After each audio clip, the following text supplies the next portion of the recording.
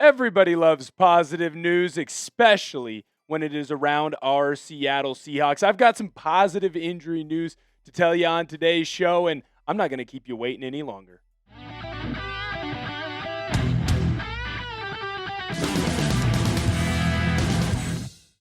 What's going on? This is Seahawks Today. I am your host, Will Ortner, and we're going to discuss the potential return of the great safety that is Julian Love. Obviously, he's missed a little bit of time for Seattle, and I got to let you know, will he finally be back against the Atlanta Falcons? But speaking of the Atlanta Falcons, help us out. Like the video today because you want the Seahawks to go into the ATL and absolutely dominate the Dirty Birds. Like the video.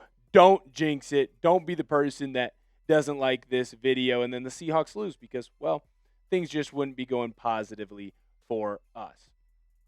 Now, I do want to dive into some other injury news before Julian Love. Sorry, that's what they call a tease here in the business because the Seahawks actually got a whole bunch of positive injury news for a whole bunch of players that were not named Julian Love. First, on the offensive line, Anthony Bradford. Look, I know I already did a video about how he's a major issue and has been a major issue for you, but he is still your starting right guard, and he left and missed some time in that game against the Vikings with an elbow injury. He was unable to come back into the game and finish it up, right? So you saw a little bit more of Mason Richmond getting some time. You also obviously saw Christian Haynes get some time for the Seattle Seahawks. Both of those guys filled in okay, but there were some question marks around would Anthony Bradford be able to go back and play this week. Michael Sean Dugar did have this. Mike Macdonald said he didn't believe that Anthony Bradford's elbow injury was going to be a major injury. He wasn't able to finish in the game. Obviously, this is immediately following the game action against the Vikings.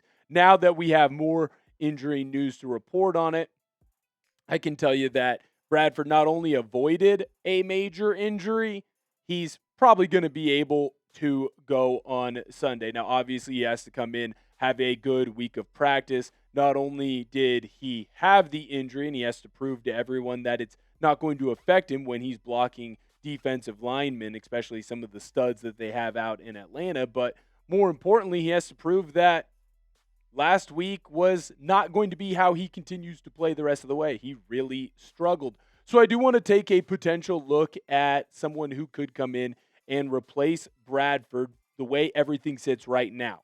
I cannot throw Jalen Sundell into a potential replacement because he is not eligible to come off of IR yet. So the replacement would be Christian Haynes. Now, he did not play for much of this season because he had that pec injury. He is the immediate backup for Anthony Bradford, and to me, seems like the easy plug and play there for the Seahawks. He's had a little bit of time this season, but he mostly played last year, and well, let's just be honest. Christian Haynes hasn't been too fantastic, but then again, neither has Anthony Bradford. I do want to ask you guys to sound off in the comment section down below. Do you want to see Christian Haynes play for the Seahawks on Sunday or for the rest of this year, rather? Type Y for yes if you want to see him play. Type N for no. The next injury update that we have to get into is another positive one. You've had a ton of injuries in the secondary this year, and Josh Jobe took an absolute walloping of a hit in this game against the Vikings, a hit that I deemed to be a little bit dirty, and so did the referees because it led to a penalty. Now, Jobe did not come in the rest of the game. He was going through the concussion protocol, and bright side, sounds like he's already cleared through. Now, he's going to have a full week of practice, not have symptoms come back up again. But it does look like you are going to get the guy who's been rotating in at that corner 2 position. He's had a pretty fantastic year for a guy who was kind of thrown into the trash heap, and Seattle picked him up, right? Now he's had a decent amount of tackles on the season, able to get a turnover or 2 as well, and I've been just really impressed with what Jobe has been able to add. You can't have more injuries to that secondary. Now, this is the biggest positive news that I think that we have had when it comes to this defensive line room and to a player that started out the entire year on that injured reserve, and that's for defensive lineman Rylie Mills. Now, the Notre Dame grad obviously was not really known whether he was going to be able to get in at all this season. He had a ACL tear, and it was very clear at the timing of the ACL tear last year, basically at this time against Indiana, that probably wasn't going to be able to go. He's worked his way through the injury process, though, and he was activated for practice last week. That being said, Macdonald did say that he's going to need all 3 weeks of that practice window before he's willing to activate him onto the active roster. The way it works when you come off the injured reserve, the team has about 21 days before they put you on the active roster or put you with the practice squad. So do not expect to see Mills against the Falcons or the Colts, but there is a chance that we do see Mills start working in back when you play the Rams in Week 16. Nice time to add a piece like that. Got a few more injury news updates for you, including Julian Love. But before we get into any of that, I do want to let you know about the sponsor of today's video, and that is our good friends over at Prize Picks. It is the holiday season, the best time of year for sports, bowl games, basketball matchups, playoff pushes. It is all happening at once. And while you and I are out here making decisions every day, what gifts to buy, what to eat, which game to watch, there's one place where it feels good to be right. Prize Picks. New feature alert. Prize Picks now has early payouts. If your lineup gets off to a hot start, you may now have the option to cash out those winnings before the game even finishes. On Prize Picks, how you play is up to you. If you want some flexibility, choose Flex Play, where you can get paid even if one of your picks misses.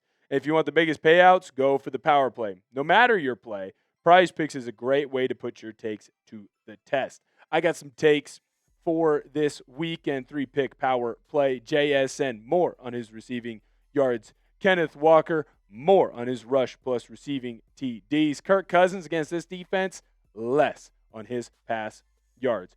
Download the Prize Picks app today and use code CLNS to get $50 in lineups after you play your first $5 lineup. That's code CLNS to get $50 in lineups after you play your first $5 lineup. Prize Picks. It's good to be right. Now, the last injury update that we have to get to, psych!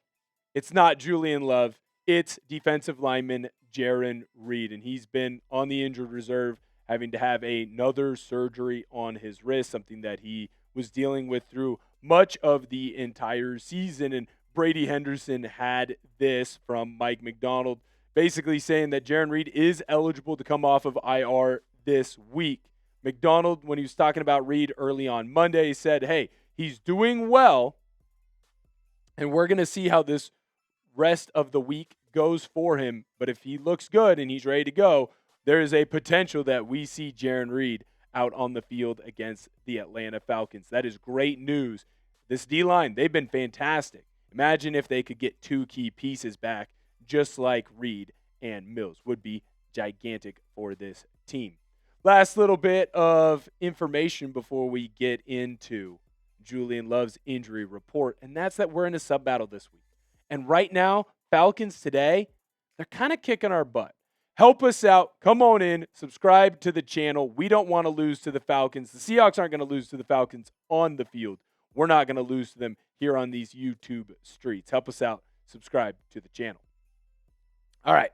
I've been messing with you. I've been pulling on your chain long enough. The question is going to be, will Julian Love play this week? He obviously missed last week, even though he was eligible to return off IR because head coach Mike Macdonald said he just isn't there yet.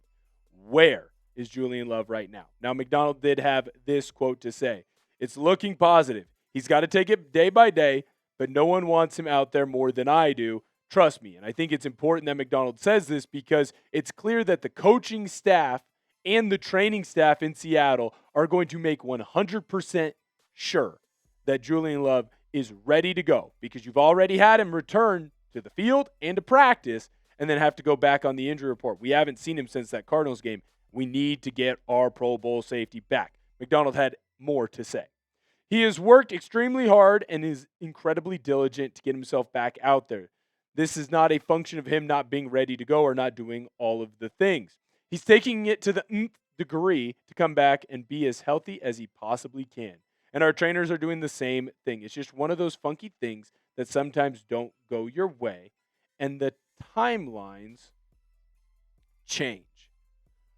I cannot wait to see Julian Love back on the field with the Seahawks, but I am willing to wait until he is 100% healthy.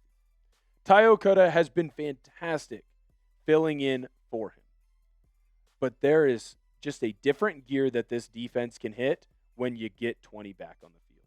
This team hasn't been complete. We have not seen the starters in the secondary all play together other than like 3 snaps at the beginning of the year. I think that we can finally get there, and it's at the perfect time too, right when we're getting to that playoff push. So I can't wait to see Julian Love on the field, but I'm willing to wait until he's 100% healthy. Help us out. I already asked you once. I'm coming back again just in case you forgot to like the video. Hit that thumbs up. Help the Seahawks beat the Falcons. Don't be the person that jinxes it. Thank you so much for tuning in. I'll catch you guys next time.